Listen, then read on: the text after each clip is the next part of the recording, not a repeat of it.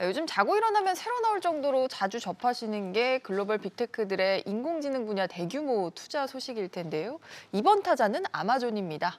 아마존이 오픈 AI의 경쟁사인 엔트로픽에 대규모 추가 투자를 결정을 했습니다. 총 투자 규모가 우리 돈 5조 4천억 원으로까지 늘어났는데 어떤 회사길래 아마존이 이렇게까지 아끼는 건지 김대호 경제학 박사와 살펴보겠습니다. 박사님 안녕하세요. 네, 반갑습니다. 사실 단일 스타트업에 쏟아붓는 금액치고는 상당하잖아요. 5조 4천억까지 불었는데 이게 엔트로픽, 뿌리는 오픈AI이지 않습니까? 그렇습니다. 한마디로 인공지능 만드는 회사인데요. 우리는 인공지능 하면 가장 많이 알려져 있는 회사로 연상을 하는 게 챗GPT를 만든 오픈 AI를 생각하게 됩니다. 네. 실제로 오픈 AI라는 회사가 이 생성형, 그러니까 교육을 받아서 공부해서 대화하는 이런 인공지능을 가장 처음 만드는 것은 사실이에요. 그게 2022년 10월 달경이거든요. 그런데 한 달 차이로 약간 늦었지만 두 번째로 만든 회사가 바로 엔트로픽입니다. 엔트로픽이 운영하고 있는 이 인공지능의 이름은 클로드인데요.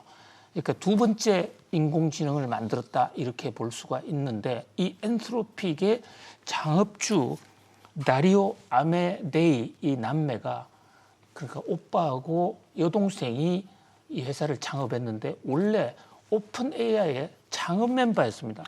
오픈 AI의 단순 창업 멤버가 아니라요. 오픈 AI의 연구부장, 그러니까 오픈 AI의 핵 중의 핵이었거든요. 그런데 이분이 2021년에 오픈 AI하고 결별 선언을 하고 2021년에 회사를 새로 엔트로피라는 회사를 만듭니다. 그리고 1년 만에 새로 이 인공지능을 만들어냈죠. 그런데 지금 아마존이 투자를 했다고 말씀하시는데 아마존의 투자가 이번이 처음 아니에요. 그렇죠. 추가 투자죠, 이번에. 네, 그렇습니다. 그래서 사실상 이번 투자로 아마존이 실질적인 대주주가 된 겁니다. 자, 그런데 이제 이 회사에 아마존이 진출을 함으로써 두 가지 면에서의 큰 관전 포인트가 있어요. 하나는 엔트로픽이라는 회사가 만든 이 인공지능이 과연 오픈 AI가 만든 챗GPT보다도 더 잘 될 것인가? 만약에 더 잘 된다 그러면 이것은 인공지능의 또 하나의 판도 교체라고 볼 수가 있거든요. 그 다음에 자 지금 챗GPT를 만든 오픈 AI의 최대 주주는 마이크로소프트지 않습니까? 그런데 이번에 클로드, 엔트로픽이 만든 클로드에 아마존이 투자했단 말이죠. 그리고 구글도 여기에 거대 투자자로 들어가 있습니다.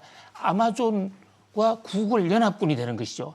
그러면 마이크로소프트와 구글, 아마존 간에 정면 승부가 될 수가 있는 것입니다. 자, 그리고 또 하나의 인공지능, 지금 가장 앞선 인공지능이 세 개가 있는데요. 챗GPT, 클로드, 그리고 제미나이라는 거 있는데 이것은 구글, 딥마인드, 알파고 만든 그 팀들이 직접 만들어 운영을 한 거예요. 이 세 개 중에서 과연 어디가 패권을 잡느냐 이에 따라서 인공지능의 판도가 바뀌는데 지금 현재까지는 근소하나마 오픈 AI를 만든 챗 GPT가 좀 앞서 있습니다. 조금 근소하게 앞서 있는 건가요? 한 달 차이, 한 달 기술 격차가. 그런데 이번에 아마존이 엄청난 돈을 투입을 하면서 결국에 인공지능은 돈과의 전쟁이거든요. 그래서 여차하면 이 지금 엔트로픽의 클로드가 더 치고 나올 수도 있다. 특히 아마존은 여기에 지금 엔트로픽의 전사적인 총력을 경주하고 있습니다. 이번에 돈을 더 내겠다고 그랬어요. 마음대로 쓰라. 그런데 엔트로픽에서 돈을 우리는 못 받는다. 너 혼자서 회사를 지배하면 어떡하나. 마치 오픈 AI를 지금 마이크로소프트가 좌지우지하는 그런 꼴을 우리는 못 봐. 이렇게 된 거거든요. 그만큼 자신감이 있고 또 뒷배가 든든하다. 또 하나 사우디에서 이번에요. 엔트로픽에 투자하겠다고 투자 의사를 공개적으로 밝혔거든요. 거절을 했죠. 안 받아. 엔트로픽은 이거 투자서도 골라서 받네요. 그렇습니다. 굉장히 도덕적인 회사예요. 박사님, 근데 엔트로픽이 챗GPT보다 불과 한 달 뒤에 네. 나왔다고 하셨는데 사실 대중적으로는 챗GPT를 많이 아시잖아요. 이게 뭐 선점 효과가 그만큼 커서 빛을 못 받았다고 봐야 될까요? 그렇습니다. 그게 1등 하는 사람과 2등 하는 사람의 차이가 굉장히 큽니다. 전부군요, 그 차이가. 네, 지금 국회의원 선거가 한창인데 1등 하면 국회로 가지만 2등 하면 교도소로 갈 가능성도 상당히 박사님, 있는 거예요. 네. 반드시 그렇다는 얘기가 아니고요. 그만큼 기업도 마찬가지입니다. 선점 효과라는 게 굉장히 중요하거든요. 그래서 오픈 AI는 널리 알려지지만 엔트로픽은 알려지지 않았다. 그다음에 두 번째 알려지지 않은 이유 중에 하나는 오픈 AI는 지금 돈을 벌겠다고 혈안이 돼 있습니다. 올트만 아주 상업주의를 천명하고 있지 않습니까? 그런데 이 엔트로픽은요. 왜 나왔느냐가 중요합니다. 다리오 아메네이 이 남매가 잘 나가고 오픈 AI에서 중추적인 핵심적인 역할을 맡고 있는데 2021년 1월 달에 딱 그만둔 게 그 시점이 언제냐. 마이크로소프트가 들어올 때. 마이크로소프트가 들어올 때 이것은 마이크로소프트가 상업적 용도로 사용하겠구나. 그래서 올트만에다가 마이크로소프트 들어오지 못하게 해주세요. 라고 했는데 올트만은 일란 머스크하고 빨리 관계를 정리해야 되니까 돈은 부족하고 마이크로소프트의 49% 지분을 덥석받았다고요? 그건 너무 많다.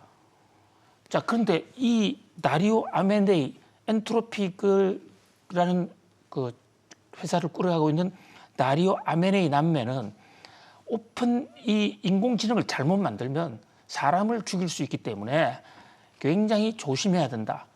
그래서 효율적 이타주의라는 그런 윤리. 그래서 새로 만든 엔트로픽이 만든 클로드 3는요. 스스로 도덕 공부도 많이 했어요. 그러니까 자기들이 지금 엔트로픽 제일 CG의 제일 마지막에 보면 사명이 효과적 이타주의입니다. 이타주의라는 게 이기주의하고 달리 다른 사람을 이롭게 한다는 뜻입니다. 굉장히 도덕적이고 철학적이죠. 그러니까 그 오픈 AI가 먼저 발표를 했지만 오픈 AI가 갖고 있는 가장 큰 맹점 중에 하나가 환각 장치라고 그래가지고 환각 효과. 그러니까 최근에 미국의 변호사가 그 소송 판례를 그 챗GPT에 물어봤지 않습니까? 그때 챗GPT가 엉터리 얘기를 얘기해 준 적 있잖아요. 그것은 일부러 엉터리를 얘기한 게 아니라 챗GPT 스스로도 자기도 왜 그런지를 몰라요. 그냥 공부를 많이 하다 보니까 없는 판례가 그럴듯하게 만들어낸 겁니다. 이것을 이 인공지능에서는 환각 효과라고 그럽니다. 환각 현상. 그 환각 현상을 막기 위해서 나쁜 거는 스스로 제어하는. 이를테면 탄소 중립을 이 방방 공기를 좀 깨끗하게 해줘. 이럴 때 챗GPT 오픈 AI 챗GPT는 어떻게 나올 수가 있냐면요. 이 방에 공기를 문 열어놓는 것도 그것도 안 되면 사람을 죽이는 게 나아. 탄소가 어디서 나오나 기온을 찾아보면 입에서 나오니까 사람을 사람이다. 죽여야겠구나. 이게 굉장히 유명한 얘기예요. 그래서 사람을 죽일 수 있는데 바로 그 대목을 이 엔트로픽은 우리는 그런 거 안 돼. 그래서 어떤 도덕적이고 인륜적인 공부도 충분히 하느라고 그것 때문에 늦었다는 겁니다. 박사님, 근데 두 가지 좀 의문이 생기는 것 같아요. 효과적 이타주의 되게 좋은 말인데 1번, 기계가 스스로 도덕을 학습할 수 있는가? 두 번째, 이걸 다 지키고도 엔트로픽은 그럼 돈을 어떻게 벌 것인가? 돈 안 벌겠다는 얘기입니다. 그게 이타주의예요. 그럼 그 기업의 존재 목적이 그러면 뭘 하겠다는 이타주의, 건가요? 세상을 팔게. 그리고 이 인공지능을 가지고 어떤 인류가 절멸해서는 안 되겠다. 그리고 첫 번째 질문은 도덕 공부할 수 있냐? 할 수 있습니다. 도덕에 관한 이렇게 하면 세상도 망하고 기계도 망한다는 그런 각종 자료를 수백만 권의 책을 공부하면 다만 엉터리 도덕 교과서를 가지고 공부하면 안 되겠죠. 근데 그래서 상당히 앞선다. 최근에요. 오픈 AI의 올트만이 회사에서 쫓겨난 적이 있잖아요. 그때 이사회하고 갈등을 빚었는데 그때 상업적으로 가느냐 안 가느냐 쟁점이었는데 바로 이 지점이었죠. 네. 그때 올트만이 쫓겨났을 때 마이크로소프트가 데려가려고 그랬죠. 그때 오픈 AI 이사회에서는 엔트로픽 가지고의 합병을 추진했습니다. 우리 눈에 가시 같은 올트만 상업주의의 화신 올트만을 제거했으니까 우리 이타주의를 가진 우리끼리 붙자. 그러니까 지금 인공지능과 관련해서는 거대한 두 개의 흐름이 가고 있는 것입니다. 하나는 인공지능 가지고 빨리 돈 벌자. 뭐 어떤 일이 있든 말도 우리는 알 바 아니야. 그리고 한쪽에서는 인공지능을 가지고 정말 인류의 어떤 가치를 한번 실현해보자. 돈은 못 벌어도 좋다. 그런데 여기에 지금 아마존은 여기에 배팅을 한 겁니다. 아마존이 뒷배로 들어와서 아마존은 그러니까 이 기능을 갖고 물건 파는데 연결하면 예를 들어서 내가 무슨 물건을 사고 싶은지 나도 몰라요. 그리고 아마존이 무슨 물건을 갖고 있는지 아마존에 어떤 물건이 있는지 모를 때 그냥 인공지능과 내 이런 고민이 있어. 요즘 좀 속이 쓰리거든. 그럼 나 어떻게 하면 좋아? 이러면 여기서 이 엔트로픽의 클로드 3가 딱딱 얘기해 줍니다. 아마존으로 가세요. 그리고 엔트로픽 3라는 물건을 사세요. 그러면 아마존은 돈을 크게 벌 수 있잖아요. 그러니까 아마존은 돈을 벌되 인공지능의 좋은 기능만 이용 가지고 돈을 벌겠다. 그렇죠. 돈을 안 벌 수는 없고 돈을 예. 벌 때 순기능만 활용하자. 그렇습니다. 두 가지 아주 핵심적인 키포인트 질의를 해주셨는데 좀 답이 됐는지 모르겠습니다. 네, 그분 시청자 여러분들이 판단을 해주실 것 같고요. 사실 이렇게 통 큰 결정을 하는 아마존의 제프 베이조스 CEO라는 인물에 대해서 좀 관심이 가는 것 같아요. 어떤 경영 원칙을 갖는 분일까요? 네, 저는 감히 말하건대 이번 인공지능 이 전쟁의 최후의 승자가 아마존이 될 가능성이 높다. 저는 이렇게 다른 봅니다. 빅테크도 아니고 아마존이다. 예. 뭐 일단 우리는 현재 마이크로소프트와 구글이 최대 유력한 승자로 보고 있지만 그분들은 마이크로소프트나 구글은 이미 검색을 해오지 않았습니까? 근데 아마존은 그동안 물건 파는데 집중을 해왔단 말이죠. 물건 파는 거와 이 인공지능이 합치면 엄청난 효과가 생길 거로 보는데요. 이 제프 베이조스 이 사람요. 이 사람 원래 이름이 자기가 이 이름은 요르겐센이었어요. 근데 성을 바꿨어요. 내가 무슨 일을 잘못하면 성을 바꾸겠다 뭐 이런 성을 간다 뭐 이런 말 하죠. 성을 갈았습니다. 근데 본인이 간 게 아니라 자기 어머니가 재혼을 했거든요. 미국은 이제 여자가 재혼을 하면 남자 성을 따른 거니까 이제 성이 바뀌는데 그 어머니가 아들 베조스를 데리고 갔어요. 그래서 베조스라는 사람은 쿠바 사람인데요. 쿠바가 남미에 있잖아요. 남미에서 볼 때 가장 큰 강은 아마존 강이에요.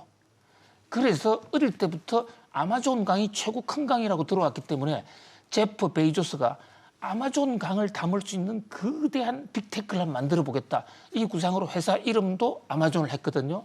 자, 이 제프 베이조스가 어떤 인물이냐를 알기 위해서는 이 제프 베이조스의 성공의 원칙, 평소에 강의하던 이 성공의 원칙을 볼 수가 있습니다. 저는 그 중에서도요, 제일 중요한 게 왼쪽 위에 있는 플라이 휠을 고수하라.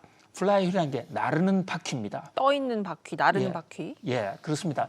이게 나르는 바퀴라는 건요, 무슨 얘기냐면 우리가 차가 이래 바퀴가 굴러가면 에너지 저항이라는 게 있기 때문에 땅하고 마찰을 하면서 에너지가 줄어서 다시 기름을 써야만 갈 수 있거든요. 그런데 바퀴를 하늘로 날리면 저항이 급격히 줄어요. 그러니까 훨씬 더 많이 갈 수 있거든요. 한 번 동력을 제공하면 훨씬 오래 도는군요. 예. 그리고 이것을 화성에 가서 하면 영원히 계속 갑니다. 지금 베이조스의 꿈이 화성 가겠다는 건데 화성에서 플라이 휠을 날리겠다. 이런 얘기를 여러 번 했어요. 자, 이 플라이 휠 효과의 그 메커니즘을 한번 보면요.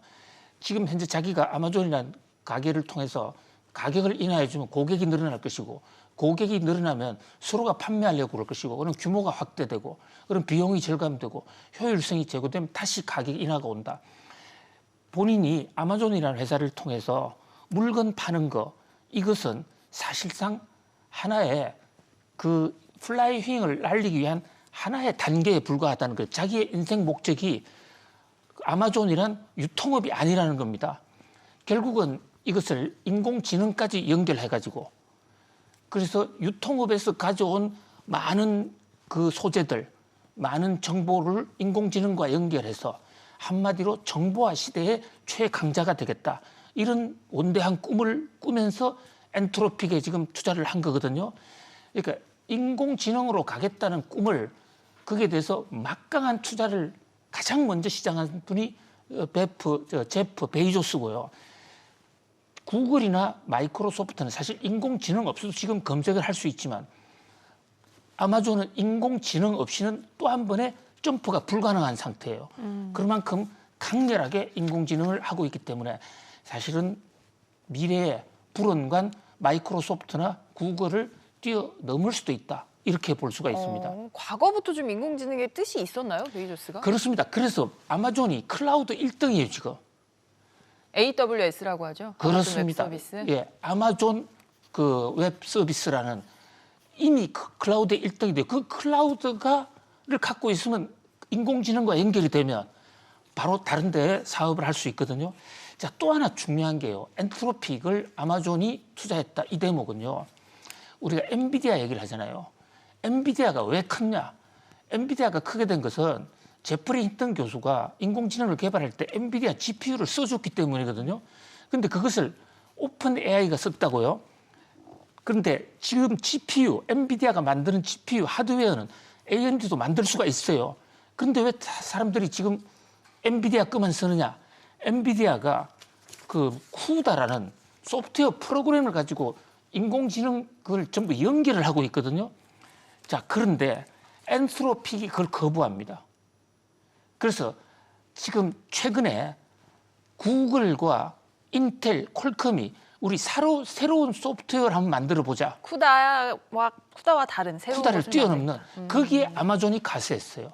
그리고 그것을 구현해 줄 때가 엔트로픽이고 엔트로픽의 인공지능이 크면 GPU를 엔비디아를 안 써도 돼요.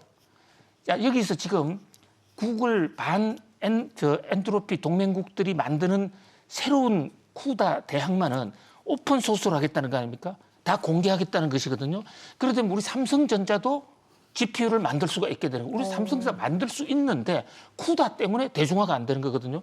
한마디로 이 아마존과 이번에 엔트로픽의 동맹은 AI 반도체 판을 바꿀 수 있는 엄청난 사건일 수 있다라고 볼 수 있습니다. 쉽게 말해서 엔비디아가 순식간에 패권을 잃을 수도 있는 계기가 될 수 있다는 말씀이신 그렇습니다. 거죠? 이게 이제 어느 정도 기술은 올라가야죠. 그러니까 지금은 하나의 시작인데 이 아마존과 엔트로픽 또는 구글 동맹이 성과를 발휘한다면 오픈 AI와 엔트로픽 동맹이 일거에 와해될 수도 있다. 투자하시는 분들도 이 대목을 좀 예의주시해 볼 필요가 있습니다. 덧붙여서 아마존이 클라우드나 전자상거래 기업으로만 아시는 분들은 이 인공지능 면에서도 좀 주목을 해보실 필요가 있을 것 같습니다. 네, 여기까지 인공지능 이야기 살펴보도록 하고요. 국내로 와서 재계 인사 소식도 준비를 했습니다. 아마도 참치 회사로 가장 많이 알고 계실 동원그룹의 회장직이 다시 채워졌습니다. 참치왕 김재철 명예회장이 은퇴한 뒤 지난 5년간 공석이었던 자리인데요. 김 명예회장의 차남이 10년 만에 이 자리로 승진을 했습니다. 박사님, 어떤 인물이고 그동안 이 자리는 왜 비워뒀던 걸까요? 이제 제가 학교에서 연구실을 갖고 있을 때요. 바로 이 김재철 동원관이라는 건물에서 살았었더랬어요. 근데 그 입구에 들어가면 동원에서 이제 건물을 지어준 건데 지구본을 거꾸로 뒤집어 놨어요. 지구본을요? 네, 달걀도 아니고 지구본을. 네, 지구본도 거꾸로 그다음에 달력 그 지구본 카렌다도 거꾸로 뒤집어 놔서 이분이 왜 이렇게 김재철 회장이 왜 지구를 뒤집어 놨을까 이런데 한번 만나서 인터뷰를 할 때 자, 지구는 위와 아래가 없다. 발상의 전환을 하자. 사실 그런 혁신의 마인드로 저는 동원을 세웠다고 생각하고 동원이 우리 사회에 끼친 영향은 상당히 크다고 봅니다. 저희들 어릴 때는 참치 우리 못 먹었어요. 국내 시판이 안 됐습니다. 그게 외화 가득을 하는 것일까. 오늘날 달러를 버는데도 동원에 참치가 많이 기했다 이렇게 보는데 이제 드디어 2세 성계가 완성이 됐습니다. 그러니까 동원 그룹이 큰아들에게는 한국투자금융이라는 금융을 일으켜가지고 큰아들 김남구 회장에게 물려주고 둘째 아들 김남정에게 어저께 이제 동원 산업을 물려줬다. 후계 구도가 완성이 됐다. 이렇게 볼 수 있습니다. 동원산업은 뭐 하는 기업이죠, 박사님? 그러니까 동원이 이제 크면서 그 두 가지 하나는 금융그룹과 어떤 식품 그 수산물 식품 기업으로 나눠서 그중에 동원 산업은 바로 아버지 참치를 잇는 거예요. 참치 캔이라든지 그밖에 많은 식품을 하는 건데요. 가계도를 한번 보시면 자, 김재철 회장의 조강지처는 조덕희 씨인데 요즘은 김헬렌 양 여사하고 살고 계세요. 근데 조덕희 사별을 하셨군요. 여사가 사별을 했고, 자, 그게 김남구 회장은 이제 한국투자금융인데 이분이 이제 고병우 전 그 교통부 장관하고 결혼했는데 이분의 오빠가 최근에 금융위원장이었습니다. 문재인 정부 말기에. 그래서 정경유착의 뭐 얘기가 나오기도 했죠. 자, 둘째 아들이 김남정 씨인데 김남정 씨는 국정원장 하던 신건 씨에 딸하고 결혼했습니다. 그러니까 여기도 혼맥이 상당하네요. 그렇습니다. 자녀들 전부 권력자의 집안에 보냈죠. 그 회사를 우리나라에서 회사를 지키려면 뭐 권력이 필요하다고 생각했던 것으로 보여져요.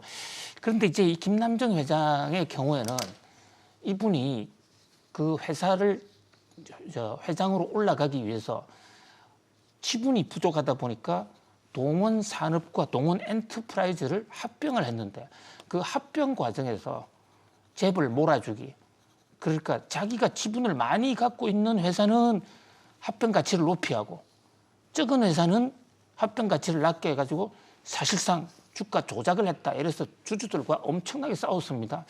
그런 면에서 좀 안타깝죠. 왜냐하면 동원이라는 회사가 참치로부터 시작해가지고 굉장히 이미지가 좋았는데 뭐 후계 승계 과정에서 이런 문제가 있었습니다. 아무튼 뭐 지나간 건 어쩔 수 없고 새로 시작하는 것은 아버지의 그 높은 뜻을 승계받아서 앞으로는 그 신화를 재창조하는 그런 멋진 기업으로 거듭나기를 바래 봅니다. 어제 뭐 별도의 취임사는 없다고 하시는데 HMM 인수가 무산이 되지 않았습니까? 그 부분을 또 다시 추진할지도 주주들은 관심이 큰 그렇습니다. 것 그게 같아요. 굉장히 김남정 회장이 그 욕구가 강합니다. 앞으로 추진 여부도 그러면 좀 살펴봐야 될 것 같네요. 알겠습니다. 저희 코너가 준비한 소식은 여기까지고요. 박사님 오늘도 잘 들었습니다. 감사합니다. 고맙습니다.